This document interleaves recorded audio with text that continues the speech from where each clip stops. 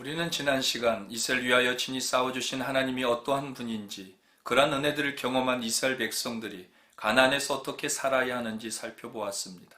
10장에서 반복하여 강조되는 문구가 있습니다.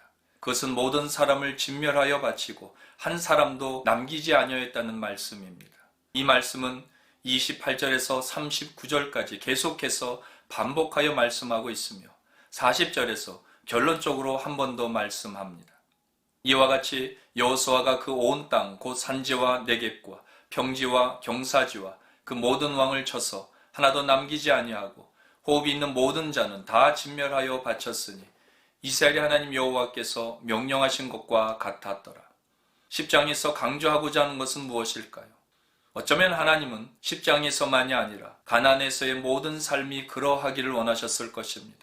10장에서 무려 8번에 거쳐 반복하고 있는 이 말씀의 핵심은 가나안의 진멸전쟁이 하나님의 명령대로 진행되었다는 것입니다. 다시 말해 가나안에서의 모든 삶이 하나님의 명령대로 살아야 한다는 것을 강조하려는 의도가 아니었을까요? 그에 따른 결과를 42절에서 말씀합니다. 이스라엘의 하나님 여호와께서 이스라엘을 위하여 싸우셨으므로 여호수아가 이 모든 왕들과 그들의 땅을 단번에 빼앗으니라. 10장에서는 이스라엘 백성들이 승리한 이유를 두 가지로 가르쳐 주고 있습니다. 먼저는 그들이 하나님의 명령에 순종하였기 때문이며, 그리고 그 전쟁은 하나님께 속한 것이며 하나님이 이스라엘을 위하여 친히 싸우신 전쟁이라는 것을 가르쳐 줍니다. 그러므로 10장에서 우리가 얻을 교훈은 우리의 삶 가운데 하나님이 함께 하셔야 형통할 수 있으며 우리는 언제나 순종적인 삶을 살아야 한다는 것입니다. 지난 시간 살펴보았듯이 우리가 신앙생활에 있어 어려운 것이 순종이지만 축복 또한 순종에 있다는 것을 깨닫고 하나님이 명령하신 대로 행하는 그러한 가나안에서의 삶이 되시기를 주의 이름으로 축원합니다. 인류 역사를 전쟁의 역사라고 말하여도 지나치지 않을 만큼 크고 작은 전쟁들이 세계 곳곳에 있었습니다. 지금도 우크라이나에서 전쟁으로 인해서 수많은 인명피해와 경제적 손실 등 어려움을 겪고 있습니다. 인류 역사의 전쟁들을 보면 영토 문제, 자원의 문제, 종교나 이념의 갈등으로 일어나는데 대부분의 전쟁들을 보면 지도자들의 이기적인 욕심으로 인한 것들이 더 많은 것 같습니다. 겉으로는 그럴싸한 명분들을 내세우지만 모두 인간의 약한 본성이 그 안에 도사리고 있습니다. 세계 역사의 백과사전에서 십자군 전쟁의 정의를 이렇게 내립니다. 11세기, 12세기의 십자군 전쟁은 교황청이 주관한 군사 원정이며 무슬림 아랍인과 셀juk 터키로부터 기독교 성지 회복을 위한 전쟁이었다. 어떤 기록에 보면 그들이 통과한 지역의 주민들 가슴 속에 공포로 채웠다. 그들은 약탈과 탈취, 강탈과 강간을 자행했다. 일단 전투에 임하면 자비가 잔인보다 이익이 보장되기 전에는 철저히 무자비했다고 기록되어 있습니다. 한마디로 무자비하고 잔혹한 전쟁이었음을 말합니다. 이렇게 당시 종교 지도자들이나 군주들이 자신들의 욕심과 복수심, 이기적인 욕망을 채우기 위해 하나님의 이름을 팔아 전쟁을 정당화하거나 명분화시킨 십자군 전쟁은 무려 200년에 걸쳐 유럽 지역에서 자행되고 있었습니다. 이런 인간의 욕망이 끊이지 않는 한 어떠한 모양으로든 욕심을 채우기 위하여 전쟁은 일어날 것입니다. 총칼만 들지 않았을 뿐이지 무역전쟁이나 사이버 테러와 같은 전쟁은 그치지 않을 것입니다. 그럼에도 우리는 현재 아픔을 겪고 있는 땅을 위해 기도해야 합니다. 오늘 본문의 결론이 무엇입니까? 하나님의 일하심으로 그 땅의 전쟁이 그쳤다는 것입니다. 이처럼 우크라이나의 전쟁이 그치고 하나님 주시는 참된 평안이 있기를 우리는 기도해야 합니다. 인간의 전쟁 역사는 인간의 욕심과 악에 의하여 일어나는 것이 대부분인데 여호수아서에서의 전쟁은 가나안 민족의 죄악됨을 하나님께서 징계하시는 전쟁이라 할 수 있습니다. 본문 23절은 그 땅의 전쟁이 그쳤다는 것으로 끝을 내지만 땅들을 분배받은 지파들의 정복 전쟁은 계속되고 있으며 이 땅에 사는 우리 또한 주님이 부르실 그날까지 어떠한 모양으로든 전쟁이 있다는 것을 알아야 합니다. 여호수아서에서 보여주는 것처럼 하나님이 개입하지 않는 한 그 어떠한 평안도 보장되지 않습니다. 진정한 평안, 참된 샬롬은 예수 그리스도가 이 땅에 오시는 그때 임할 것입니다. 그렇지만 가나안에서도 참된 평안을 얻을 수 있음을 오늘 본문에서 가르쳐주고 있는데 가나안에서 참된 평안을 누리기 위해서는 어떻게 살아야 하는가? 이것이 오늘 본문에서 얻을 교훈의 말씀입니다. 먼저 가나안에서 승리하는 삶의 원리는 하나님의 말씀을 믿어야 합니다. 오늘 본문 11장은 이렇게 시작합니다. 하솔 왕 야빈이 이 소식을 듣고 마돈 왕 요박과 시브론 왕과 악사방과 및 북쪽 산지와 긴네렛 남쪽 아라바와 평지와 서쪽 돌의 높은 곳에 있는 왕들과 동쪽과 서쪽의 가나안 족속과 아모리 족속과 헷 족속과 브리스 족속과 산지의 여부스 족속과 미스바 땅 헤르몬 산 아래 히비 족속에게 사람을 보내매. 본문에 나오는 하솔은 북부에 위치한 도시입니다. 40m 높이의 언덕에 약 200에이커 크기의 도시입니다. 평수로 말하면 24만 평으로 여리고의 25배나 되는 큰 도시라 할 수 있습니다. 고고학자들에 따르면 하솔은 상부도시와 하부도시로 구분되어 있습니다. 궁전은 매우 화려하고 웅장했다고 합니다. 유네스코는 이스라엘 유적지 가운데 무깃도, 부엘세바, 그리고 하솔을 세계문화유산으로 선정하였습니다. 하솔의 왕 야빈은 4명의 왕과 6민족과 연합하여 이스라엘과 전쟁을 치르려고 전령을 보냅니다. 본문 10절 말씀에 의하면 야빈은 북쪽 지역의 수장의 역할을 한 것으로 보입니다. 그렇게 야빈을 중심으로 모인 연합군의 규모가 얼마나 컸던지 본문은 그 수가 해변의 모래처럼 많았다고 말하고 있습니다. 본문 4절입니다. 그들이 그 모든 군대를 거느리고 나왔으니 백성이 많아 해변에 수많은 모래 같고 말과 병거도 심히 많았으며. 역사학자 요세푸스에 따르면 당시 연합군은 보병 30만, 기병 1만, 병거 2만으로 추정하고 있는데 엄청난 숫자와 막강한 군사력이 아닐 수 없습니다. 하나님께서 남쪽 지역을 평정시켜 주셨지만 야빈의 연합군에 대한 소식을 들은 여호수아와 군사들은 야빈의 군사들을 아직 대면하지 않았음에도 두려운 마음이 들지 않았을까요?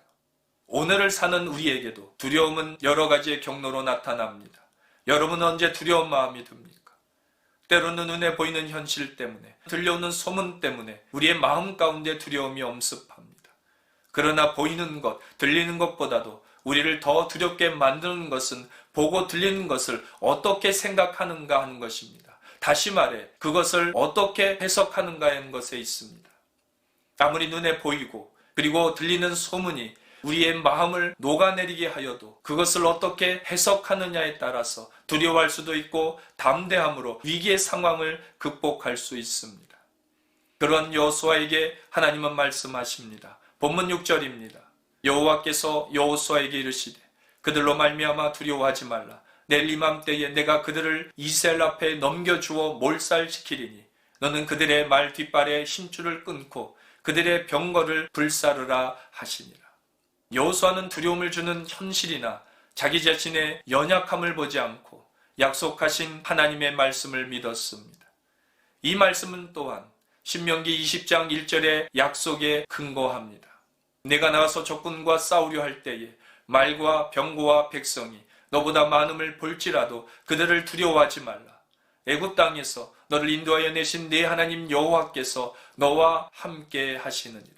그러니까 세상의 군사력을 두려워하지 말고 하나님을 의지하라는 말씀입니다. 여호수아와 이스라엘 백성들이 할 일은 하나님이 하신 약속의 말씀을 믿고 담대함으로 전쟁에 임하는 것입니다. 신학자 스프로울은 하나님을 신뢰하는 것과 하나님의 존재를 인정한 것 사이에는 큰 차이가 있다고 말하였습니다. 사람들이 하나님의 존재는 인정하여도 하나님을 전적으로 신뢰하지는 않습니다. 이것은 신앙생활을 한다는 우리에게도 해당되는 말씀입니다. 그러나 여호수아는 하나님의 존재를 인정할 뿐만이 아니라 그 하나님을 신뢰하였고 하나님을 진실하게 믿었습니다. 그리고 자신에게 처한 어려운 현실의 문제들을 말씀의 근거에서 풀어나갔습니다. 여호수아가 아이성에서나 남부 연합군과 싸워 승리했다고 해서 북부 연합군을 상대하는 데 있어 자신감을 갖게 하거나 전쟁에서 승리한다는 것을 보장해 주지는 않습니다. 가면 갈수록 더 큰 상대들이 기다리고 있는 현실을 마주하게 됩니다. 그럼에도 여호수아는 눈에 보이는 현실이나 들려오는 북부 연합군의 군사력에 대한 소리에 마음을 기울이지 않았습니다. 그럴수록 자신에게 말씀하시는 하나님의 음성에 귀를 기울였습니다. 이에 여호수아가 어떻게 하는지 본문 7절을 보겠습니다. 이에 여호수아가 모든 군사와 함께 메론 물가로 가서 갑자기 습격할 때에 북부 연합군은 메론 물가에 진을 치고 있었습니다.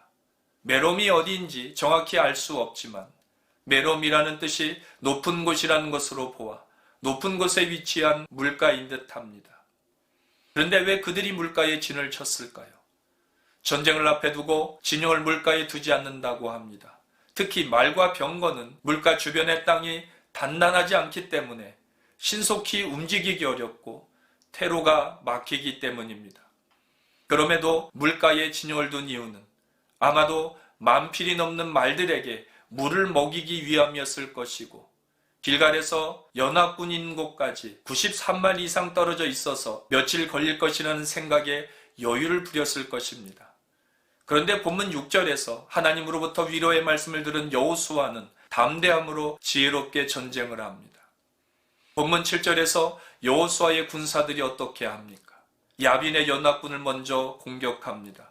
성경은 갑자기 습격하였다고 말씀합니다. 이 말은 상대방이 전혀 예상하지 못한 기습 공격을 했다는 말입니다. 보통 기습 공격은 군사력이 강한 군대가 하기보다는 정면 승부하기가 버거운 군대들이 하는 전략입니다. 현실적으로 이스라엘은 전쟁하기 매우 불리한 조건을 갖고 있습니다. 길갈에서 메롬 있는 곳까지 몇 날 며칠을 달려가야 하기 때문에 피로도가 엄청났을 것입니다. 앞서서 남쪽 연합군과 일전을 치르고 쉴 틈도 없이 또 전쟁을 치르기 위해 원정길에 나섭니다.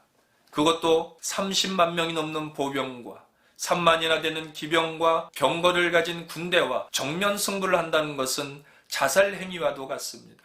그래서 여호수아는 적이 전혀 예상하지 못한 시간에 나타나 기습 공격했던 것으로 보입니다. 이렇게 갑자기 기습 공격을 받은 야빈의 연합군들은 사방으로 흩어집니다. 본문 8절을 보겠습니다. 여호와께서 그들을 이스라엘의 손에 넘겨주셨기 때문에 그들을 격파하고 큰 시돈과 미스르봇 마힘까지 추격하고 동쪽으로는 미스바 골짜기까지 추격하여 한 사람도 남기지 아니하고 쳐 죽이고 여호수아는 기본 민족과 속아서 맺은 계약을 통해 교훈을 얻었을 것입니다. 눈에 보이는 대로 판단하지 말라는 것. 그는 현실에 근거하여 판단하지 않고 자신과 이스라엘을 인도하시는 하나님의 약속과 능력을 붙들고 어려움들을 승리의 디딤돌로 삼습니다. 이처럼 우리도 야빈의 연합군과 같은 현실의 어려움 때문에 위축되지 말고 하나님의 살아계심과 그 약속을 믿고 믿음에 근거한 삶을 사는 여러분들이 되시기를 축원합니다. 두 번째로 가나안에서 승리하는 삶의 원리는 하나님의 말씀에 순종해야 합니다. 본문 9절을 보겠습니다. 여호수아가 여호와께서 자기에게 명령하신 대로 행하여 그들의 말 뒷발의 심줄을 끊고 그들의 병거를 불로 살랐더라. 이 말씀은 10장에서 반복하여 강조하였던 말씀과도 같은데 11장 9절, 12절 그리고 15절에서도 3번이나 반복하여 강조하고 있습니다. 이것은 하나님의 말씀에 의지하며 살라는 것이며 하나님의 명령에 대한 순종만이 승리의 비결임을 가르쳐주고 있습니다. 앞서 역사학자 요세푸스의 말에 따르면 야빈의 연합군에 기병이 1만이고 병거 2만이 있었다고 하였습니다. 이것을 다르게 말하면 여호수아가 전쟁에 승리한다면 노획물로 만필의 말과 병거 2만 대를 얻게 된다는 말이기도 합니다. 고대 전쟁에 있어 수많은 말과 병거들은 앞으로 치를 전쟁이나 자신들을 보호하기 위해 요긴하게 쓰일 무기가 아니었을까요? 여호수아 입장에서 그런 마음이 들었을 것입니다. 그러나 하나님께서는 분명하게 명령하십니다. 본문 6절입니다. 여호와께서 여호수아에게 이르시되 그들로 말미암아 두려워하지 말라. 내일 이맘때에 내가 그들을 이스라엘 앞에 넘겨주어 몰살시키리니 너는 그들의 말 뒷발에 심줄을 끊고 그들의 병거를 불사르라 하시니라. 우리의 마음을 다 아시고 계신 듯한 명령이 아닐 수 없습니다. 다시 말해 지금 내 인생에서 가장 중요하게 여기고 의지하는 것들을 포기하라는 말씀입니다. 너는 세상의 것들에서 눈을 돌려 오직 하나님만 바라보고 의지하라는 말씀입니다. 전쟁을 치르는 지도자에게 말 뒷발의 심줄을 끊고 병거를 불태운다는 것이 여간 어려운 일이 아닐 수 없습니다. 이것만 있으면 잘 될 것 같다고 여겨지는 것은 무엇입니까? 정말 그것만 있으면 인생이 달라졌을 것 같습니까? 하나님의 은혜로 사업이, 건강이, 가정이 회복되었음에도 가지고 있는 것이나 자랑거리들로 온전하게 하나님께 나가지 못하는 사람들이 얼마나 많은지 모릅니다. 아직도 내가 의지하는 말과 병거들은 무엇입니까? 오늘 우리는 우리가 의지하는 말 뒷발에 힘줄을 끊고 병거를 불태워야 합니다. 이처럼 하나님의 말씀을 삶의 근거로 삼고 온전한 순종의 자리로 나가는 여러분들의 삶이 되시기를 주의 이름으로 축원합니다. 이렇게 하나님의 명령에 온전히 순종한 여호수아는 승리를 거둡니다. 여호수아가 이같이 그 온 땅 곧 산지와 온 네겝과 고센 땅과 평지와 아라바와 이스라엘 산지와 평지를 점령하였으니 곧 세일로 올라가는 한락산에서부터 헤르몬 산 아래 레바논 골짜기에 바알락까지라 그들의 왕들을 모두 잡아 쳐 죽였으며 이와 같이 여호수아가 여호와께서 모세에게 말씀하신 대로 그 온 땅을 점령하여 이스라엘 지파의 구분에 따라 기업으로 주매 그 땅의 전쟁이 그쳤더라. 여기서 강조되고 있는 말씀은 가나안의 온 땅이 정복되었다는 것입니다. 그렇지만 모든 도시들이 하나도 빠짐없이 점령되었다는 말은 아닌 것으로 보입니다. 그것을 뒷받침해 주는 것은 여호수아 13장 1절 말씀에 근거합니다. 여호수아가 나이가 많아 늙음에 여호와께서 그에게 이르시되 너는 나이가 많아 늙었고 얻을 땅이 매우 많이 남아 있도다. 다시 말해 땅의 정복은 여호수아 세대에 끝난 것이 아니라 그 다음 세대까지 계속 이어질 전쟁임을 말해주고 있습니다. 모든 민족들을 진멸하였음을 말하면서 아낙 사람들 또한 진멸하였다고 언급합니다. 아낙 사람들은 가나안 북쪽에 있지 않고 남쪽 지역에 거주하고 있었습니다. 그런데 10장이 아닌 오늘 본문 11장에서 아낙 사람들을 언급한 이유가 무엇일까요? 과거 아낙 사람들은 이스라엘 백성들이 가나안을 정탐할 때 두려움의 대상이었습니다. 그래서 하나님께서 약속하신 그 땅을 악평하며 그 땅에 들어가기를 주저하였었고 하나님을 불신하였습니다. 그들이 거주하던 기럇 아르바는 헤브론의 옛 이름입니다. 이곳은 정복 전쟁이 끝난 후 여호수아가 갈렙에게 기업으로 주었으며 아르바의 아들인 아낙의 소생들이 거하였던 곳입니다. 그런데 오늘 본문에서 아낙 사람들을 진멸했다고 기록한 이유는 과거 이스라엘 백성들이 아낙 자손들로 인하여서 두려워하였었지만은 너희들이 하나님을 의지하였더니 그들을 물리쳤다는 것을 가르쳐 주시기 위함입니다. 그리고 과거 하나님을 불신했던 것이 얼마나 어리석었는지 상기시켜주면서 약속의 말씀을 성취하시는 하나님임을 보여주고 있습니다. 이것을 통해 하나님이 어떤 분인지를 깨닫고 가나안에 사는 우리는 하나님의 말씀에 온전히 순종하며 살아가야 합니다. 끝으로 가나안에서 승리하는 삶의 원리는 하나님의 은혜를 기억해야 합니다. 본문 23절을 보면 하나님의 말씀하신 대로 온 땅을 점령하여 이스라엘 지파들에게 기업을 주었다고 말씀합니다. 이러한 승리는 하나님이 함께 하시지 않았다면 그리고 가나안을 주시겠다는 약속을 신실하게 지키시지 않았다면 가나안 정복은 어려웠을 것입니다. 오늘 우리가 잊지 말아야 할 것은 과거 베푸신 일들을 늘 기억해야 한다는 것입니다. 사람은 과거를 잊어버릴 때 감사를 잊게 되고 교만하게 됩니다. 여호수아는 전쟁을 마친 후 12장에서 의도적으로 모세가 행한 일들을 구체적으로 말하고 있습니다. 그것은 이스라엘 백성들이 얻은 승리가 자신들의 노력과 힘으로 얻어진 것이 아니라 말씀에 순종한 결과였으며 전적인 하나님의 은혜였다는 것을 말하려고 하는 것입니다. 12장을 보면 여호수아가 진멸한 왕은 31명이나 됩니다. 기나긴 전쟁이었고 리더로서 수고를 많이 하였지만 그의 능력으로 감당할 수 있는 것이 아니었습니다. 여호수아가 부족과 왕들과 성읍들을 진멸시켰다는 것들을 나열한 것은 자신이 이룬 업적이라고 자랑하기 위함이 아닙니다. 그 모든 것이 전적인 하나님의 은혜였으며 하나님의 도우심이 아니고서는 여기까지 올 수 없었다는 것을 이스라엘 백성들로 하여금 기억하라는 것입니다. 오늘 나의 나됨은 하나님이 인도하신 결과였던 것을 잊지 않을 때 가나안에서의 삶이 힘들고 어려워도 담대하게 나아갈 수 있습니다. 시편 135편과 136편은 이러한 하나님을 찬양하고 있는데 시편 136편 19절에서 21절의 말씀을 보겠습니다. 아모리네 왕 시온을 죽이신 이에게 감사하라. 그 인자하심이 영원함이로다. 바산왕 옥을 죽이신 이에게 감사하라. 그 인자하심이 영원함이로다. 그의 땅을 기업으로 주신 이에게 감사하라. 그 인자하심이 영원함이로다. 그러면서 자신들이 어떤 자들이었는지 이렇게 고백합니다. 계속해서 23절에서 25절을 보겠습니다. 우리를 비천한 가운데서도 기억해 주신 이에게 감사하라. 그 인자하심이 영원함이로다. 우리를 우리의 대적에게서 건지신 이에게 감사하라. 그 인자하심이 영원함이로다. 모든 육체에게 먹을 것을 주신 이에게 감사하라.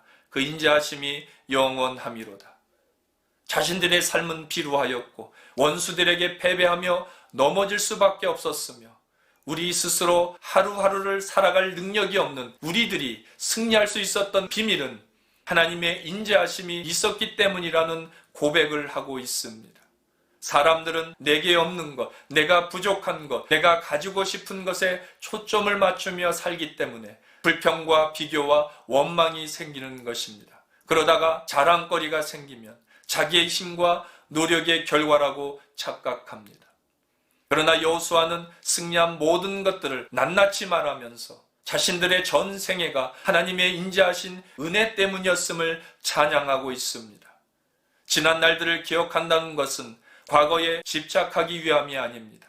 오늘까지 나의 삶이 어떻게 이루어졌는지 돌아보기 위함인 것입니다. 4세기 로마 황제 율리아누스는 10대 박해를 일으켰던 인물입니다. 그런데 그리스도인들은 박해하면 박해할수록 점점 더 부흥하여 그 수가 늘어났습니다. 그것을 지켜보았던 율리아누스는 생전에 이런 글을 남겼습니다. 그리스도인들을 없애버린다는 것은 불가능하다. 왜냐하면 그리스도인들은 생각하는 무리들이기 때문이다. 그리스도인들은 무엇을 생각하는 무리일까요? 여러분들은 고난이 있을 때마다 무엇을 생각하십니까? 반대로 다 이뤘다고 생각되어질 때 무엇을 생각하십니까? 가나안에 사는 우리는 애굽의 시절을 생각하고 길가를 기억하며 하나님의 약속과 은혜들을 늘 기억하며 살아야 합니다. 그것을 잊는 순간 가나안에서의 모든 승리와 영광을 자신이 취하는 어리석음을 범할 것입니다. 오늘 본문은 이렇게 끝마칩니다. 그 땅에 전쟁이 그쳤더라.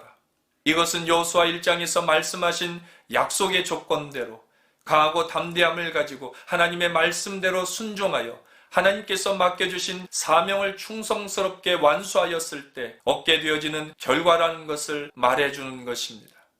전쟁이 그쳤다는 것은 평화가 찾아왔다는 것입니다.